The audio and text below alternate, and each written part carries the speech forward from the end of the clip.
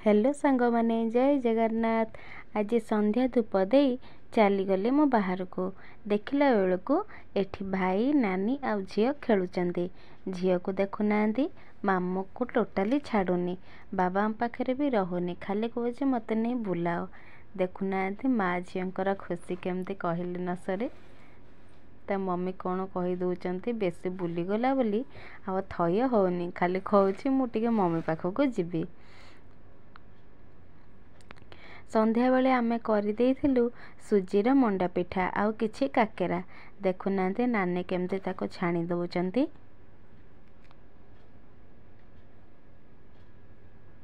देखंतु केडे सुंदर भाबरे करा है जाइछि।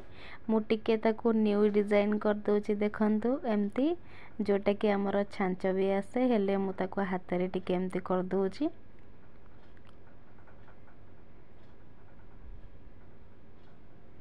काहाको भल लगे सुजी मंडा पिठा। बैचलर टाइम रे माँ हाथ तियारी पिठा खाइबा को मिले, हेले एबे सासू घर को आसिले निजको सब करबा को पड़े। जेहेतु मोर सासू आ जा अछंती तो मते तो किछि करबा को पड़ुनी, बस से माने जेतिकी कहंती मु सेतिकी ही करे। मोर भगवान को पाखे एतिकी प्रार्थना मो परिवार को सब बेले घंटा घोड़े रखि थांतु।